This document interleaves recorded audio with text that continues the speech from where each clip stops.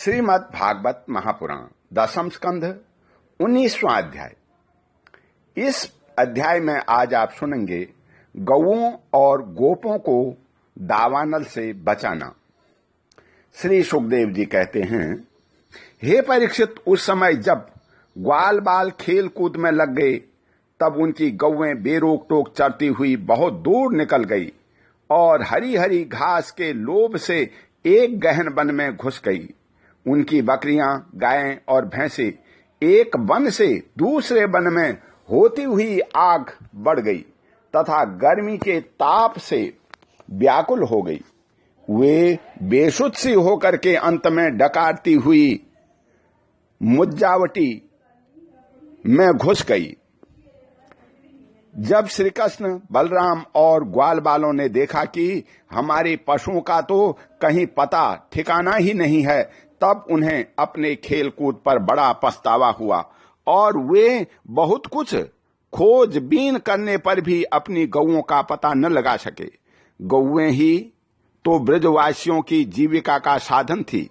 उनके न मिलने से वे अचेत से हो गए थे।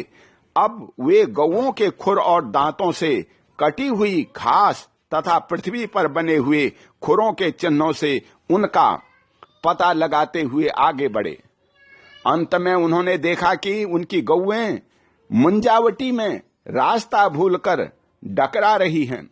उन्हें पाकर वे लौटने की चेष्टा करने लगे। उस समय वे एकदम थक गए थे और उन्हें प्यास भी बड़े जोर से लगी हुई थी। इससे वे व्याकुल हो रहे थे। उनकी यह दशा देखकर भगवान श्री कृष्ण अपनी मेघ के समान गंभीर वाणी से नाम ले लेकर गौओं को पुकारने लगे। गौएं अपने नाम की ध्वनि सुनकर बहुत हर्षित हुई। वे भी उत्तर में हुंकारने और रंभाने लगी। हे परीक्षित, इस प्रकार भगवान उन गायों को पुकार ही रहे थे कि उस वन में जब सब ओर अकस्मात दावाग्नि लग गई तो वनवासी जीवों का काल ही होती है। साथ ही बड़े जोर से आंधी भी चलकर उस अग्नि के बढ़ने में सहायता देने लगी। इससे सब ओर फैली हुई वह प्रचंड अग्नि अपनी भयंकर लपटों से समस्त चराचर जगत को भस्मसात करने लगी। जब ग्वालों और गौओं ने देखा कि दावानल चारों ओर से हमारी ही ओर बढ़ता आ रहा है, तब वे अत्यंत भयभीत हो गए और मृत्यु के भय से डरे हुए जीव जिस प्रकार भगवान की शरण में आते हैं, वैसे ही वे श्री कृष्ण और बलराम जी के शरणागत होकर के उन्हें पुकारते हुए बोले, महावीर श्री कृष्ण, प्यारे श्री कृष्ण, परम बलशाली बलराम, हम तुम्हारे शरणागत हैं। देखो, इस समय हम दावानल से जलना ही चाहते हैं। तुम दोनों हमें इससे बचाओ। श्री कृष्ण, जिनके तुम्ही भाई बंधु और सब हो, उन्हें तो किसी प्रकार का कष्ट नहीं होना चाहिए।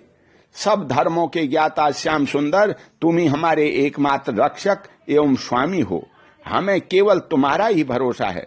श्री सुखदेव जी कहते हैं, अपने सखा ग्वाल बालों के ये दीनता से भरे वचन सुनकर भगवान श्री कृष्ण ने कहा, डरो मत, तुम अपनी आंखें बंद कर लो।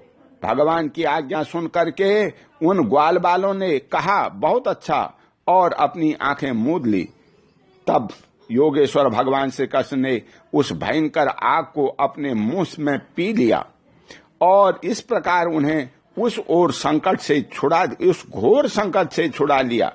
इसके बाद जब ग्वाल बालों ने अपनी अपनी आंखें खोलकर देखा, तब अपने को भांडीर बट के पास पाया।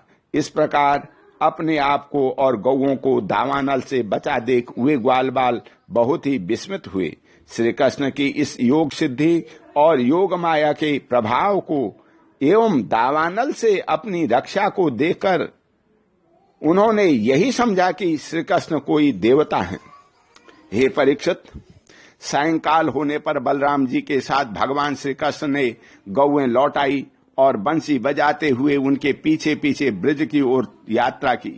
उस समय ग्वाल बाल उनकी स्तुति करते आ रहे थे।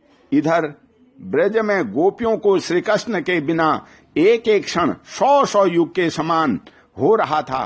जब भगवान श्री कृष्ण लौटे तब उनका दर्शन करके वे परमानंद में मग्न हो गई। ओम शांति। बोल श्री कृष्ण भगवान की जय।